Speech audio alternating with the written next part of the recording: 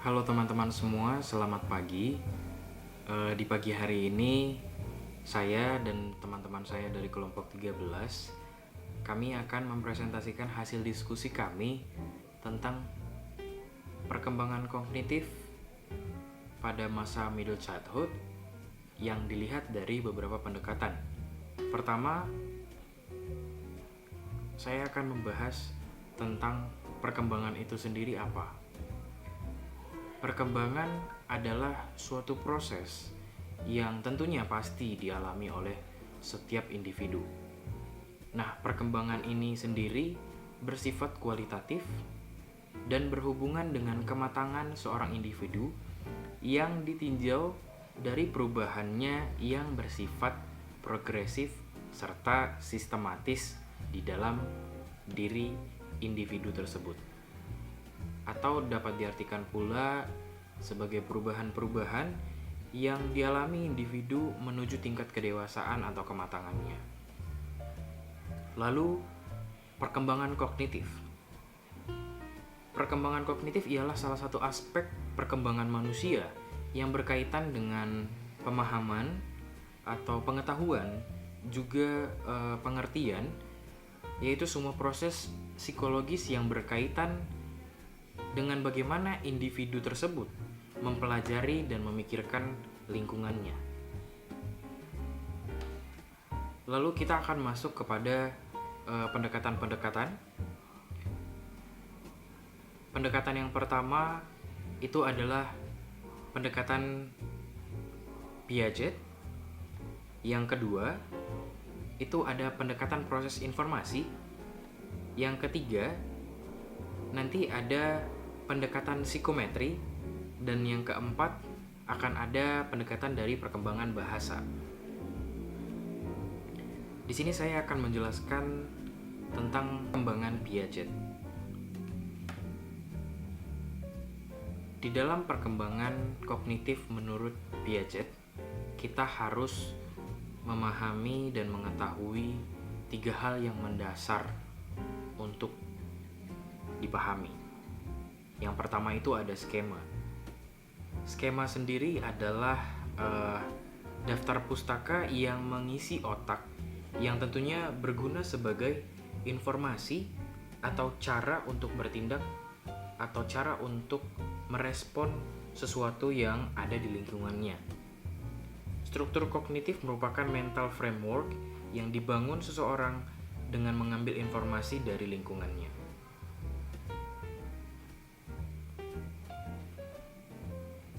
Piaget juga menekankan pentingnya skema dalam perkembangan kognitif dan menjelaskan bagaimana skema itu dikembangkan atau diperoleh.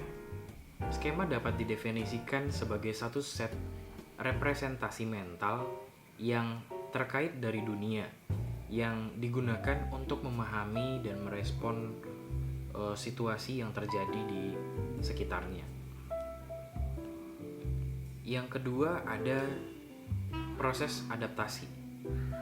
Di proses adaptasi ini ada 3 hal yang perlu kita pahami.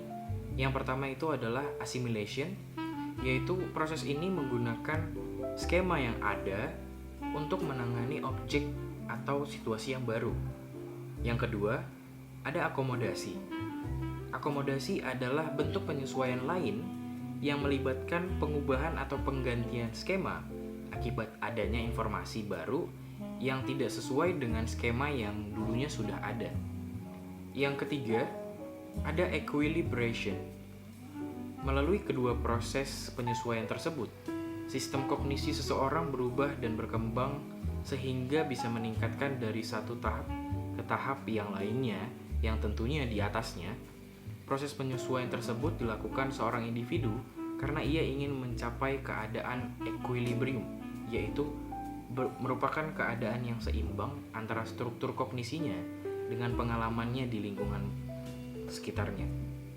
Seseorang akan selalu berupaya agar keadaan seimbang tersebut selalu tercapai dengan menggunakan proses penyesuaian di atas.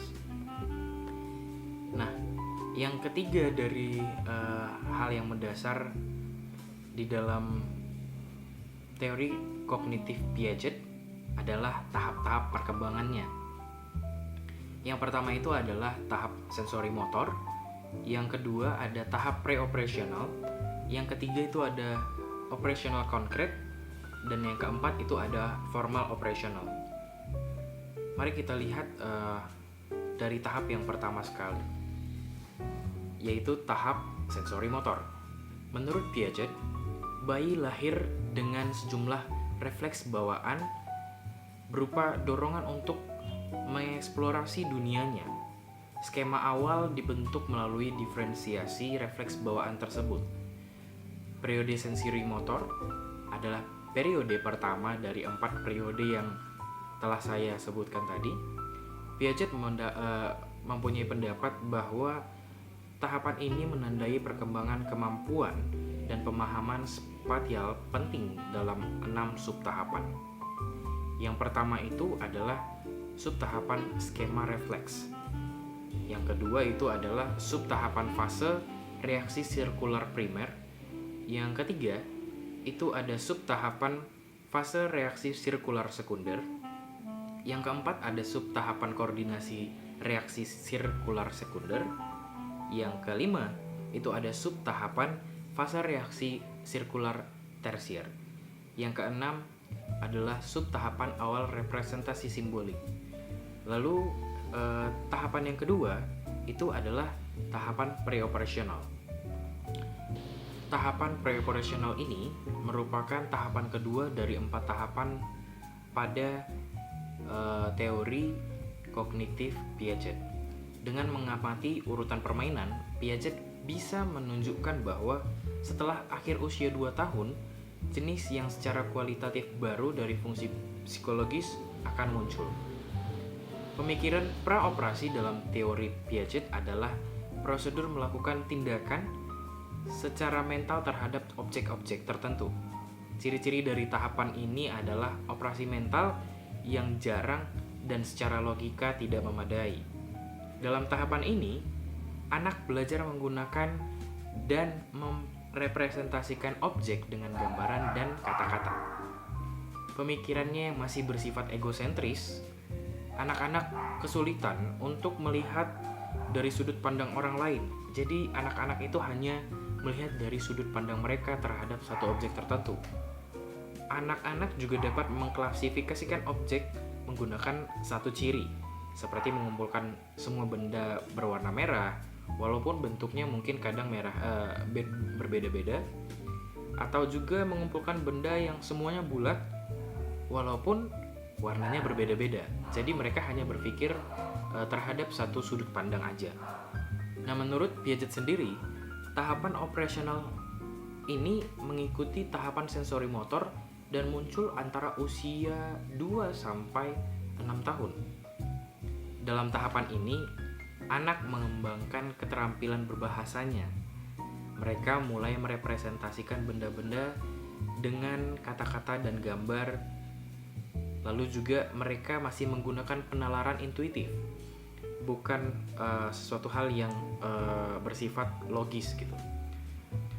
Di permulaan tahapan ini mereka cenderung egosentris seperti yang dibilang tadi, yaitu mereka tidak mampu melihat sesuatu dari sudut pandang orang lain, tetapi hanya dari sudut pandang mereka sendiri.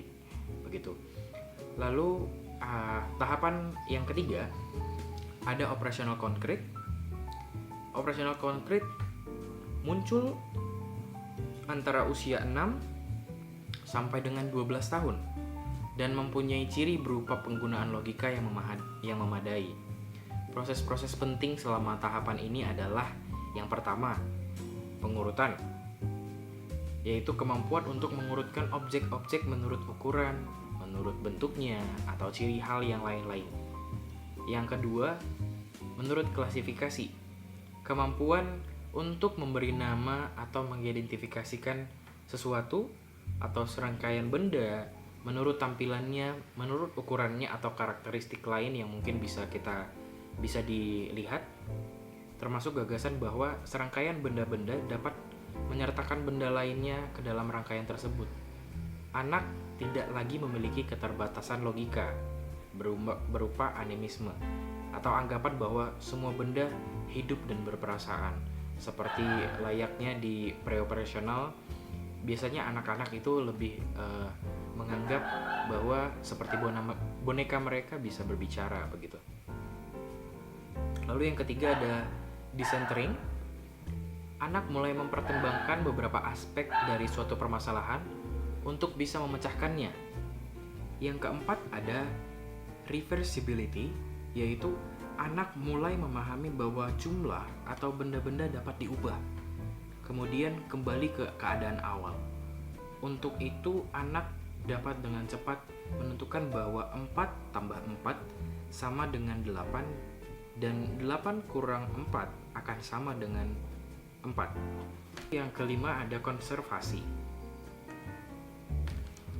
Konservasi sendiri adalah memahami bahwa kuantitas, panjang atau jumlah dari suatu benda tidak berhubungan dengan pengaturan atau tampilan dari objek atau benda-benda tersebut.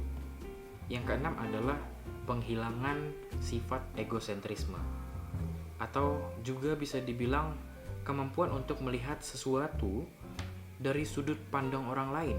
Jadi anak-anak pada usia ini sudah mampu menerima bahwa dia melihat sesuatu objek tidak hanya dari sudut pandangnya saja, tapi sudah bisa melihat dari sudut pandang orang lain di sekitarnya. Lalu yang keempat pada tahapan ini adalah formal operational. Tahapan operasional formal adalah periode terakhir perkembangan kognitif dalam teori Piaget. Tahap ini mulai dialami anak dalam usia 11 tahun atau pada masa pubertas dan terus berlanjut pada masa dewasa. Karakteristik pada tahap ini adalah diperolehnya kemampuan untuk berpikir secara abstrak dan menalar secara logis dan menarik kesimpulan dari informasi yang tersedia. Di dalam tahapan ini, seseorang dapat memahami hal-hal seperti cinta, lalu bukti-bukti logis, dan nilai-nilai tertentu. Ia tidak melihat segala sesuatu hanya dalam bentuk hitam putih, namun ada gradasi abu-abu di antaranya. Nah, pada masa middle childhood tadi, itu sebenarnya masuk kepada pertengahan pre-operasional, bahwa terdapat keterbatasan berpikir dari anak-anak tersebut, lalu masuk kepada konkret operasional, yaitu seperti upgrading atau peningkatan kemampuan kognitif anak-anak tersebut. Selanjutnya, presentasi ini akan dilanjutkan oleh teman saya, Prima. Saya Primayanti Manalu, saya akan melanjutkan hasil presentasi dari teman saya, yang dimana saya akan menjelaskan tentang pendekatan proses informasi. Dalam halnya pendekatan proses informasi, tentunya kita akan berpikir yang menggunakan akal budi untuk mempertimbangkan dan memutuskan sesuatu dalam ingatan yang kita peroleh. Proses berpikir merupakan proses yang kompleks yang tidak dapat kita lihat secara langsung, dalam halnya bagaimana otak menerima dan mengolah informasi atau ingatan yang kita peroleh melalui alat indera yang dipersepsikan oleh bagian-bagian yang secara khusus. Nah, selanjutnya juga saya akan menjelaskan tentang 4 kelompok model pembelajaran, yaitu model interaksi sosial, model pengolahan informasi, model personal humanistik, dan model modifikasi tingkah laku. Yang pertama yaitu saya akan menjelaskan tentang model interaksi sosial, yang dimana model ini mengutamakan hubungan individu dengan masyarakat atau orang lain dan memusatkan perhatiannya pada proses di mana realita yang akan dipandang sebagai suatu negosiasi sosial. Yang kedua yaitu model pengolahan informasi, di mana dalam hal ini model pembelajaran yang memfokuskan atau menitik beratkan pada aktivitas yang terkait dengan kegiatan proses atau pengolahan informasi untuk meningkatkan kapabilitas siswa melalui proses pembelajaran. Yang ketiga yaitu model personal humanistik, yang dimana model ini juga menekankan atau memfokuskan pada pengembangan konsep diri setiap individu. Hal ini juga meliputi pengembangan proses individu serta membangun atau mengorganisasikan dirinya sendiri. Yang keempat yaitu model modifikasi tingkah laku. Nah, dalam hal ini model ini juga mengandung teori atau sudut pandang cara berpikir tentang suatu proses dari perhatian, pertimbangan, dan dalam tindakan dalam tatanan pendidikan. Model pembelajaran dapat dijadikan pola pilihan, yang dimana dalam hal ini seorang pengajar boleh bebas memilih model pembelajaran yang diinginkannya asalkan efisien dalam mencapai tujuan pembelajaran tersebut. Dalam pendekatan proses informasi terjadi interaksi-interaksi antara kondisi-kondisi internal dan kondisi-kondisi eksternal, yang dimana kondisi internal merupakan kondisi yang terjadi dari dalam diri seseorang untuk mencapai suatu pembelajarannya. Yang kedua yaitu kondisi eksternal, yang dimana kondisi seseorang yang terjadi dari pengaruh lingkungan untuk mencapai suatu pembelajaran dalam dirinya. Asumsinya seperti ini, pembelajaran itu sangat penting dalam perkembangan pribadi setiap orang, yang dimana perkembangan merupakan hasil kumulatif dari suatu pembelajaran. Jadi pembelajaran dan perkembangan itu sangat memiliki hubungan yang sangat kuat dalam suatu diri manusia. Perencanaan adalah suatu proses yang dimana proses perencanaan akan merangkai suatu urutan rasional yang dimana dalam penyusunannya yaitu suatu hal-hal untuk mencapai suatu tujuan bersama yang diinginkan. Nah, dalam hal ini ada 3 sifat-sifat dalam proses perencanaan. Yang pertama yaitu dapat disesuaikan dengan tujuan, yang kedua yaitu dapat disesuaikan dengan keterbatasan yang ada, yang ketiga yaitu dapat dikembangkan sesuai dengan teknik dan kebutuhan tertentu.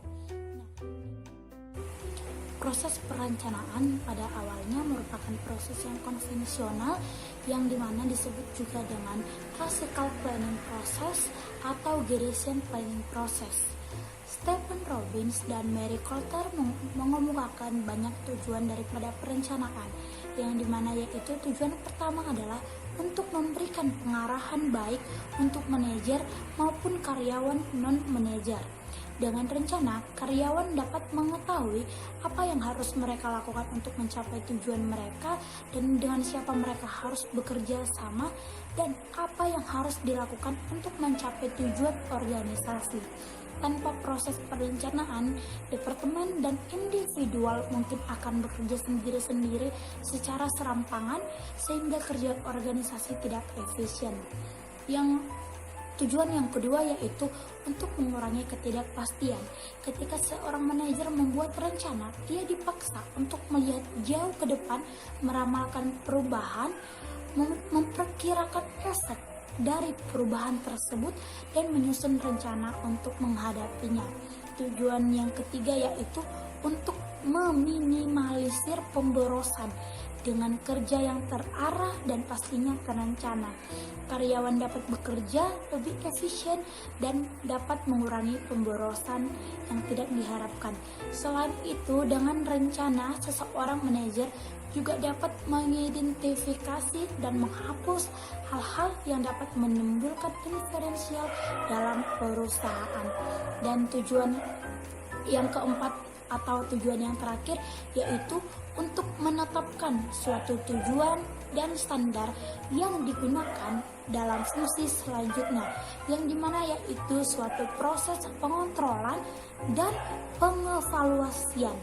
Proses pengevaluasian ini sendiri atau evaluating ini merupakan suatu proses membandingkan rencana dengan kenyataan yang ada. Tanpa adanya proses perencanaan, manajer tidak akan bisa melihat kinerja perusahaan. Selanjutnya yaitu perhatian.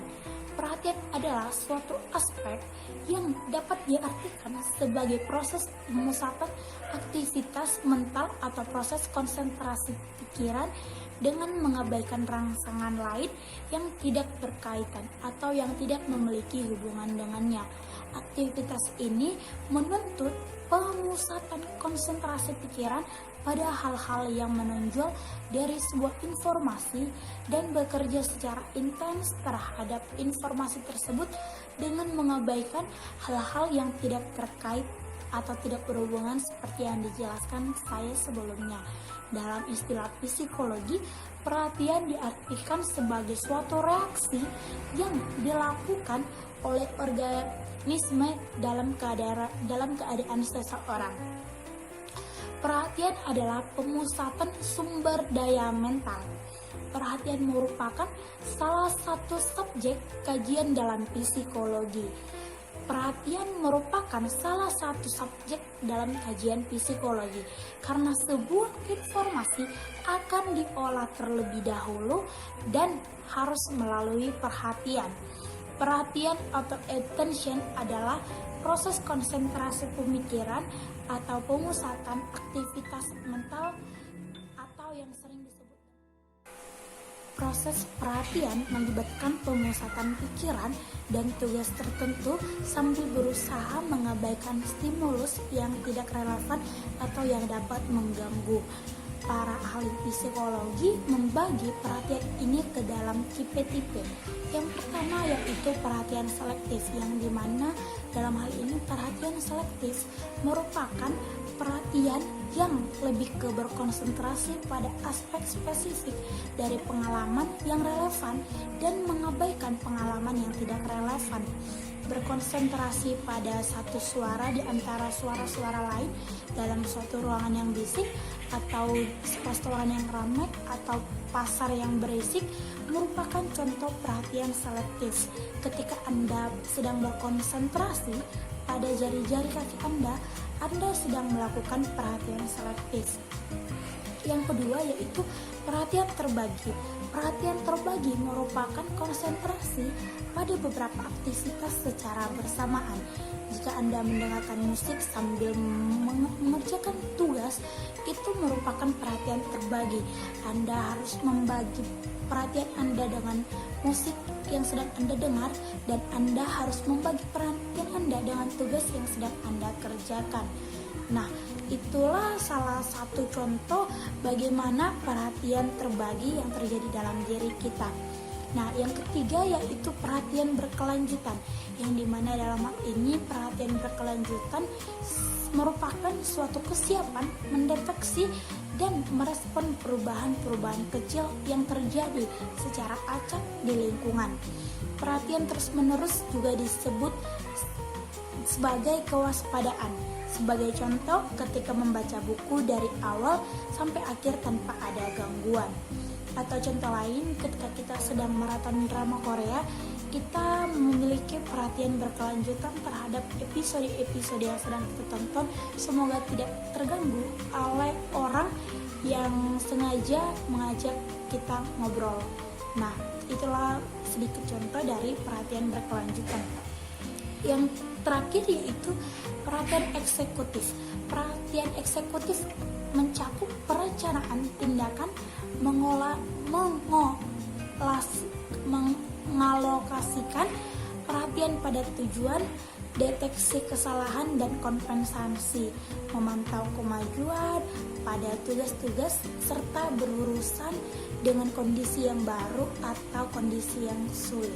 Sebagai contoh, secara efektif menyebabkan perhatian agar terlibat dalam tugas-tugas kognitif saat menulis makalah sebanyak 10 halaman dalam makalah. Salah satu faktor penyebab perhatian terbagi pada anak-anak atau remaja adalah multitasking, yang dimana multitasking yaitu melibatkan atau membagi atau tidak hanya membagi perhatian antara dua kegiatan, tetapi bisa melibatkan perhatian 3 atau lebih kegiatan. Pengaruh paling besar dalam peningkatan multitasking adalah ketersediaan beberapa media elektronik. banyak anak dan remaja memiliki berbagai media elektronik. Hal ini tidak biasa bagi remaja untuk secara bersamaan membagi perhatian mereka antara pekerjaan, pesan singkat, sosial media, atau melihat daftar lagu di aplikasi musik mereka seperti Joox atau Spotify.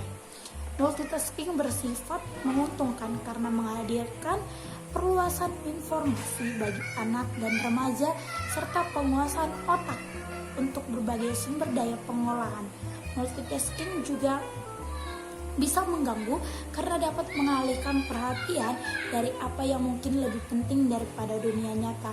Seperti misal contoh sederhana yaitu kita lebih memusatkan perhatian kita pada smartphone, pada gadget, seperti menonton sosial media yang berlebihan tanpa memusatkan terhadap hal yang lebih penting dari itu, seperti mengabaikan tugas-tugas kuliah. Nah, dalam istilah psikologi, perhatian diartikan sebagai suatu reaksi yang dilakukan oleh organisme dan keadaan seseorang. Yang terakhir, saya akan menjelaskan tentang memori. Dalam hal ini, ingatan atau memori merujuk pada proses penyimpanan atau pemeliharaan informasi yang telah diperoleh seorang individu sepanjang masa. Hampir semua aktivitas manusia, baik yang bersifat kognitif, afektif maupun psikomotor, pasti melibatkan ingatan. Oleh karena itu, ingatan menjadi hal yang sangat penting dalam berbagai proses penerimaan informasi yang dialami manusia. Perkembangan merupakan hasil kumulatif dari pembelajaran. Berdasarkan temuan riset linguistik, psikologi, antropologi, dan ilmu komputer, dikembangkan model berpikir. Pusat kajiannya dan memproses informasi, dan dalam hal ini model belajar pemrosesan informasi ini sering pula disebut dengan model kognitif, information processing, karena dalam proses belajar ini tersedia 3 taraf struktural sistem informasi, yaitu yang pertama sensory atau intake register, yang dimana yaitu informasi masuk ke sistem melalui sensory register, tetapi hanya disimpan untuk periode waktu terbatas. Agar tetap dalam sistem, informasi masuk ke working memory yang digabungkan dengan informasi di long term memory. Yang kedua yaitu working memory, atau yang dimana pengerjaan atau operasi informasi berlangsung di working memory. Di sini berlangsung berpikir secara sadar. Kelemahan working memory sangat terbatas kapasitas isinya dan sangat memperhatikan sejumlah kecil informasi secara serentak. Yang ketiga yaitu long term memory, yang dimana secara potensial tidak terbatas kapasitas isinya sehingga mampu menampung seluruh informasi yang sudah dimiliki. Kelemahannya yaitu betapa sulit mengakses informasi yang tersimpan di dalamnya. Fakta bahwa psikologi kognitif seringkali disebut sebagai pemrosesan informasi pada manusia, mencerminkan bahwa pendekatan pemrosesan informasi dominan dipakai oleh para psikologi kognitif. Perolehan informasi, penyimpanan informasi, mendapatkan kembali informasi, dan penggunaan informasi mencoba mengidentifikasi apa yang terjadi pada tahapan ini. Pendekatan tahapan ini juga dipengaruhi oleh beberapa metafora komputer, di mana seseorang ketika memasukkan, menyimpan, dan mendapatkan kembali data dari komputer. Penyimpanan sensoris dalam seseorang. Nah, bagian memori yang selama sepersekian detik memegang informasi sensori yang belum dianalisis dan memberi kesempatan bagi analisis tambahan yang mengikuti terhentinya stimulus. Penyimpanan sensoris juga menyediakan penyimpanan singkat bagi informasi yang kita terima. Nah, memori jangka pendek atau short term memory atau STM, memori yang memiliki kapasitas terbatas dan hanya berlangsung selama 20 sampai 30 detik kebenarannya. Nah, memori jangka panjang yaitu atau long term memory atau LTM merupakan memori yang tidak memiliki batasan kapasitas dan berlangsung mulai dari hitungan menit hingga selamanya. Baiklah teman-teman, inilah penjelasan dari saya dan selanjutnya akan dilanjutkan oleh teman saya. Baiklah, di sini saya akan melanjutkan hasil presentasi dari kelompok kami, yaitu tentang pendekatan psikometri, intelijensi, dan faktor yang mempengaruhinya. Faktor-faktor yang mempengaruhi intelijensi yaitu yang pertama, faktor bawaan atau keturunan. Berdasarkan beberapa hasil penelitian membuktikan bahwa intelijensi berasal dari faktor bawaan atau herediter. Penelitian membuktikan bahwa korelasi tes IQ dari satu keluarga sekitar 0,5 dan di antara anak kembar dihasilkan korelasi tes IQ yang sangat tinggi, yaitu mencapai 0,90. Penelitian pada anak yang diadopsi menunjukkan bahwa IQ mereka berkorelasi sekitar 0,40 sampai 0,50 dengan ayah dan ibu sebenarnya. Dan sebaliknya, korelasi IQ anak dengan ayah dan ibu angkat hanya berkisar 0,10 sampai 0,20. Lebih lanjutnya, bukti pada anak kembar yang diasuh secara terpisah menunjukkan bahwa IQ mereka tetap berkorelasi sangat tinggi, meskipun mereka mungkin tidak pernah saling mengenal. Yang kedua adalah faktor lingkungan. Lingkungan dapat memberikan perubahan-perubahan yang berarti pada kapasitas intelijensi seseorang. Walaupun ada ciri-ciri yang pada dasarnya sudah dibawa sejak lahir, intelijensi tidak dapat terlepas dari otak. Perkembangan otak sangat dipengaruhi oleh gizi yang dikonsumsi. Selain gizi, rangsangan-rangsangan yang bersifat kognitif emosional dari lingkungan juga memang memegang peranan yang amat penting. Proses lingkungan yang juga berpengaruh terhadap intelijensi adalah proses belajar. Proses belajar menyebabkan perbedaan perilaku individu yang satu dengan yang lainnya. Yang kita pelajari dan yang diajarkan kepada kita atau pada seseorang akan menentukan apa dan bagaimana reaksi individu terhadap stimulus yang dihadapinya. Sikap, perilaku, reaksi emosional, dan sebagainya merupakan atribut yang dipelajari dari lingkungan. Lewat belajar, pengaruh budaya secara tidak langsung juga mempengaruhi individu. Standar dan norma sosial yang berlaku pada suatu kelompok budaya tempat individu berada akan menjadi acuan individu dalam berpikir dan berperilaku. Dengan demikian, pengaruh faktor herediter atau warisan untuk dibawa individu dan pengaruh lingkungan tempat individu berada akan bersama-sama membentuk sifat dan karakter individu. Dalam hal ini termasuk kapasitas intelijensinya, sehingga individu yang satu tidak sama persis dengan individu yang lainnya. Selanjutnya, pendekatan teoritis mengenai intelijensi.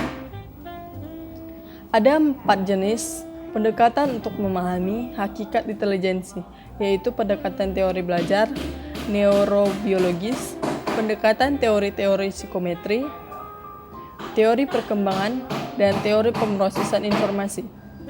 Yang pertama, pendekatan teori belajar. Pendekatan ini berfokus pada perilaku yang tampak, yaitu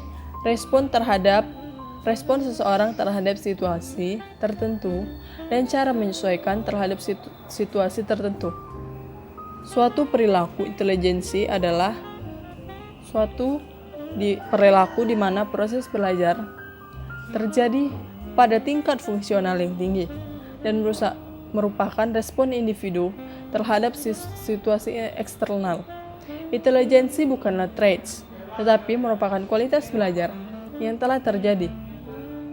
Lingkungan belajar sendiri menentukan kualitas dan keluasan cadangan perilaku seseorang, dan karenanya dianggap menentukan relativitas intelijensi individu.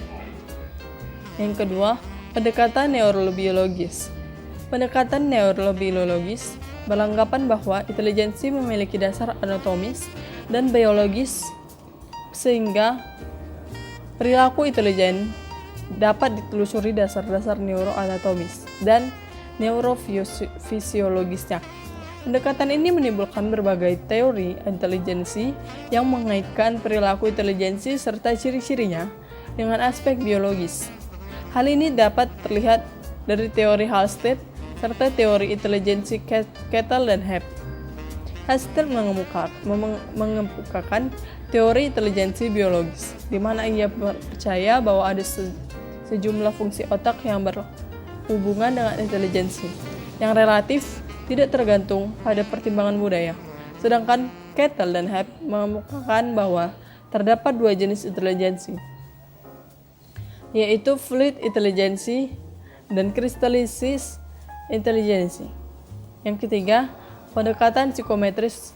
Pendekatan ini berasumsi bahwa intelijensi adalah suatu konstruk atau trait yang kadarnya bisa berbeda-beda setiap individu. Pendekatan ini bersifat kuantitatif.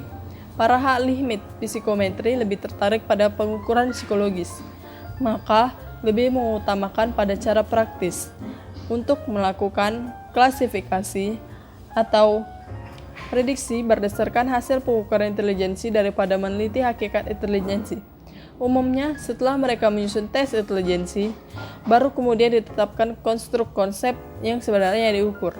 Terdapat dua arah studi pada pendekatan ini, yaitu pertama yang bersifat praktis atau lebih menekankan pada pemecahan masalah, dan yang kedua adalah lebih menekankan konsep dan penyusunan teori. Pendekatan psikometri melahirkan berbagai skala pengukuran intelijensi yang dipergunakan saat ini. Selanjutnya adalah pendekatan teori perkembangan studi intelijensi, dipusatkan pada masalah perkembangan intelijensi secara kualitatif dalam kaitannya dengan tahap perkembangan biologis individu. Piaget sebagai salah satu seorang tokoh pendekatan ini mengemukakan bahwa intelijensi merupakan bentuk khusus adaptasi biologis antara individu dengan lingkungannya. Tentang perkembangan bahasa yang selanjutnya atau second language dan yang mempengaruhinya. Yang pertama, kita harus mengetahui apa itu arti bahasa. Bahasa atau biasanya yang disebut language adalah suatu bentuk komunikasi, baik itu tulisan, tertulis, maupun isyarat yang didasarkan pada sebuah sistem simbol. Bahasa terdiri dari kata-kata yang digunakan oleh masyarakat atau perbandaran kata, dan untuk aturan-aturan untuk memvariasikan dan mengkombinasikan kata-kata tersebut atau tata bahasa dan sintaksis. Semua bahasa yang sering kita sebut dalam kehidupan sehari-hari mempunyai sejumlah karakteristik yang umum. Karakteristik tersebut meliputi generativitas yang tidak terbatas dan aturan-aturan organisasional. Generativitas yang tidak terbatas atau infinite generativity adalah kemampuan untuk menghasilkan kalimat bermakna yang tidak terbatas jumlahnya dengan menggunakan serangkaian kata dan aturan yang terbatas. Belajar termaksud di dalamnya.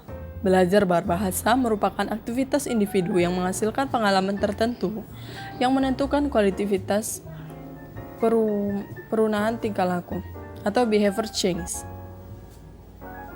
pada individu pelajar, dan perubahan tersebut mengarah pada kematangan. Pengajaran bahasa, terutama pengajaran bahasa kedua, mengenal 3 serangkaian secara bertingkat, ialah pendekatan metode dan teknik.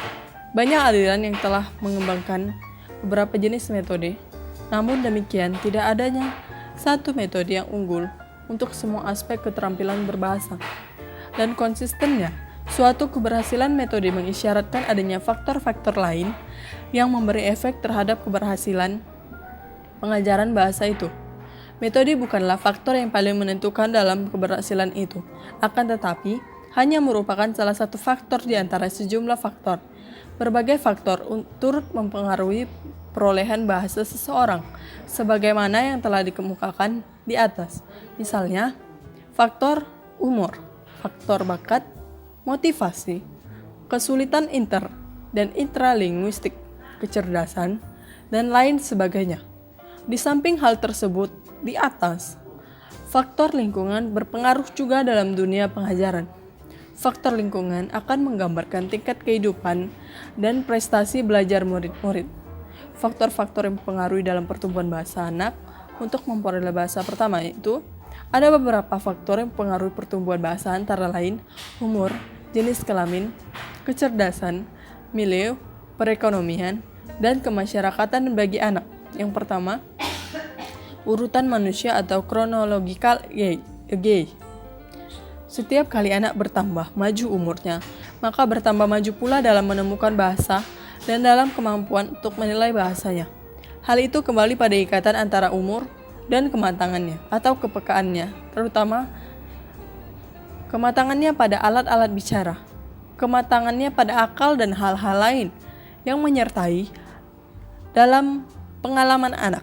Para wansa menyatakan beberapa fase perkembangan pada bahasa sesuai dengan tingkat usia anak, yaitu fase usia beberapa bulan pertama, vokalisasi, berteriak, mendekut, dan berbagai bunyi yang belum dideskripsikan pada usia 3 atau 4 bulan pertama, barangkali merupakan paling signifikan. Yang kedua, tahap babbling, tahap mendekut atau cooing, yang terjadi pada usia beberapa bulan. Pertama, biasanya berkembang ke arah lebih banyak tipe vokalisasi random. Yang ketiga, permulaan pemahaman bahasa. Biasanya pada usia 8-10 bulan atau kadang-kadang lebih awal pada bagian akhir masa babbling. Terdapat gejala pertama tentang pemahaman dan pengertian terhadap mimik simbolik tertentu, intonasi, kata-kata, dan struktur frasa sebagai bagian dari penguasaan anak. Yang keempat, permulaan komunikasi, ujaran yang dibedakan. Menuju akhir tahun kedua, terjadi pertumbuhan yang pesat dalam kosakata. Anak mulai dengan eksperimentasi linguistik atau linguistik eksperimentika. Yang kelima, tahap akhir. Anak mulai memanipulasi struktur sintaksia, bahasa bebas atau language freely. Pada selesai, tahap komunikasi ujaran yang dibedakan selanjutnya. Tak ada lagi tahap yang membedakan dalam perkembangan bahasa. Perkembangan bahasa sudah cepat dalam berbagai hal.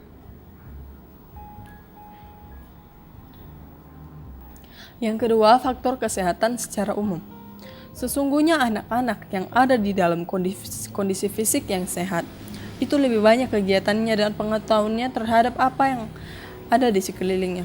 Akan tetapi sebaliknya, bila anak berada dalam kondisi fisik yang buruk, dilihat dari segi kemajuan dan kemundurannya, keadaan kesehatan itu mempengaruhi dalam proses pertumbuhan yang bermacam-macam.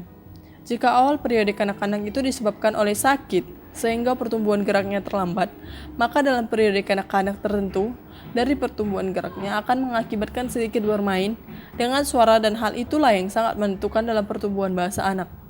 Jadi dalam hal ini, ada hubungan timbal balik antara keaktifan anak dengan pertumbuhan bahasanya.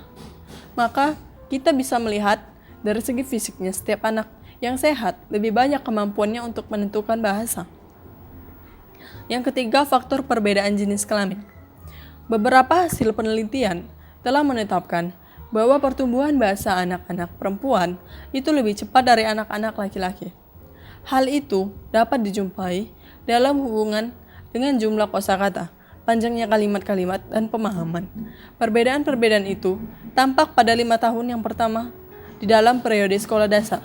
Sedangkan di antara tahun ke-5 dan ke-6, kita lihat anak laki dan anak perempuan sama, atau perbedaan-perbedaan setara antara keduanya hampir sama. Yang keempat, faktor kecerdasan. Hal ini ada hubungannya yang jelas, tampak antara kecerdasan dan kemampuan berbahasa. Maka, anak-anak yang lemah akalnya itu akan memulai berbicara lebih lambat dibanding dengan anak-anak yang normal. Dan anak-anak yang normal pun akan lebih lambat dari anak-anak yang cerdas akalnya. Berarti, bahwa semua anak terlambat dalam memulai bicara. Itu lemah akalnya. Atau bodoh. Sebab dalam hal ini ada faktor-faktor lain yang mempengaruhi pada kelemahan bicara, akan tetapi tidak mesti berpengaruh pada kecerdasan akalnya. Bagi anak yang memiliki kemampuan akal yang istimewa, maka ia akan memiliki keistimewaan-keistimewaan yang berhubungan dengan kemampuannya dalam memperhatikan, menemukan hubungan-hubungan, dan dalam memahami arti serta dalam menemukan perbedaan-perbedaan di antara arti-arti yang berbeda. Ini semua adalah faktor-faktor yang membantu pada pertumbuhan bahasa anak. Yang kelima, faktor meleo. Hal ini ada hubungan timbal balik yang pasti atau positif negatif antara pusat perekonomian dengan pusat masyarakat bagi keluarga tempat anak-anak itu tumbuh dan tempat pertumbuhan. Bahasanya, maka yang tumbuh dalam lingkungan yang menyenangkan, yang dilengkapi dengan alat-alat hiburan, dan dalam keluarga mereka yang berpendidikan itu memberikan kesempatan kepada anak-anak untuk mendapatkan bekal kosakata dalam jumlah yang besar, serta membantu kebiasaan-kebiasaan memakai bahasa yang benar. Sebaliknya, anak yang tumbuh atau hidup dalam lingkungan yang minus, sekalipun kecerdasannya sama dengan anak-anak yang tumbuh dalam masyarakat surplus, namun tingkat pertumbuhan bahasanya dalam mencapai kosakata dapat berbeda atau ada kemungkinan lebih rendah. Yang selanjutnya adalah faktor-faktor penunjang keberhasilan dalam belajar bahasa kedua. Yang pertama adalah model konseptual belajar bahasa. Model konseptual proses belajar berbahasa yang asing yang berlandaskan pendidikan formal disajikan 5 unsur yang secara kompleks berfungsi dalam keberhasilan belajar bahasa asing, yakni bakat si pelajar, kecerdasan umum si pelajar, ketekunan si pelajar, kualitas pengajaran, dan kesempatan belajar. Dalam kepustakaan penelitian-penelitian, kelima unsur-unsur itu dijajangi sebagai variabel-variabel yang memberi efek pada keberhasilan belajar bahasa. Sejalan dengan 5 unsur tersebut, metode-metode pengajaran bahasa dapat beraneka ragam sesuai dengan tujuan yang dicapai dan asumsi yang dapat dianggap paling baik untuk mencapai tujuan itu. Kelima unsur-unsur yang merupakan variabel-variabel bebas itu unsur yang pertama, kedua, dan ketiga menyangkut latar belakang pribadi si pelajar. Unsur yang keempat menyangkut guru dan kurikulum. Yang kelima menyangkut waktu dalam hubungannya. Faktor-faktor keberhasilan belajar yang dibagi atas faktor umum dan khusus. Pada faktor umum diperkenalkan hukum-hukum besi dalam belajar bahasa, seperti mempelajari bahasa memerlukan waktu yang lama dan dengan ketekunan. Belajar bahasa memerlukan frekuensi yang tinggi, kesempatan memakainya banyak. Belajar bahasa memerlukan keuletan yang tinggi. Belajar bahasa memerlukan motivasi, adanya bakat bahasa. Sedangkan faktor khusus yang dibagi lagi atas faktor yang bersifat kebahasaan dan yang bersifat non-kebahasaan. Dari faktor-faktor yang bersifat kebahasaan dapat ditelusuri kesulitan-kesulitan yang mungkin dihadapi si pelajar karena keunikan yang dimiliki setiap bahasa.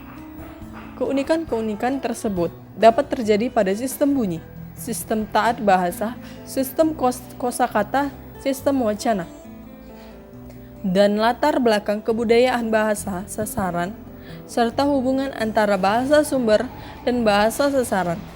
Faktor-faktor yang bersifat non-kebahasaan meliputi kurikulum guru, metode, bahan pengajaran, besarnya kelas, jumlah, dan frekuensi jam pelajaran, peralatan, dan kemudahan-kemudahan lainnya. Sedangkan faktor internal adalah faktor yang berada dalam diri si pelajar, seperti bakat bahasa, keuletan motivasi, dan sikap terhadap bahasa. Yang kedua, bakat bahasa dan kebahasaan dalam belajar bahasa. Dalam rangka pengajaran bahasa, dalam berbagai rentangan kemampuan Sekarang kita akan membahas hubungan bakat berbahasa asing dan masalah kebahasaan dalam belajar bahasa. Dijelaskan bahwa pengajaran bahasa tidak terbatas hanya pada pelajar yang berbakat saja, akan tetapi juga pada mereka yang kurang berbakat. Berkaitan dengan fungsi bahasa sebagai alat komunikasi. Bahasa adalah alat untuk belajar, untuk berpikir, dan untuk menggunakan perasaan. Maka bahasa harus diajarkan kepada anak, pelajar-pelajar yang berkemampuan rendah. Kemudian, berdasarkan hasil kajian Estacio, perlunya perhatian hubungan antara pengalaman berbahasa dengan perkembangan kognisi. Pengajaran bahasa kedua mempunyai efek langsung terhadap perkembangan proses kognitif belajar. Kedua alasan di atas saling menunjang dalam menentukan pengajaran bahasa bagi pelajar-pelajar yang berkemampuan rendah. Yang selanjutnya, dalam mengajarkan bahasa tersebut, melihat dari segi bakat bahasa. Melalui pembahasannya, melalui kajian bakat bahasa yang dilakukan yang telah dirangkum oleh Pimalkur yang kemudian ditunjang dan dicari faktor yang paling tinggi beramalkan kemampuan berbahasa. Ditemukan bahwa dari sepilih jenis tes bakat bahasa, tes pemahaman akan hubungan gramatikal. Bahasa adalah tes yang mempunyai daya ramal tinggi. Berdasarkan hasil pembahasan ini, disarankan agar strategi pengajaran bahasa pada setiap tahap penyajian selalu dilakukan rangsangan terhadap pemahaman dan pengenalan pola-pola bahasa. Adanya hubungan yang erat antara pengajaran bahasa kedua dengan perkembangan kognisi belajar, dan antara bakat bahasa dengan pemahaman akan hubungan gramatikal bahasa. C. Kesulitan inter dan intralinguistik dalam belajar bahasa. Kesulitan interlinguistik dan intralinguistik diperkenalkan pada waktu munculnya analisis kesilapan sebagai akibat rasa tak puas terhadap analisis kontrastif.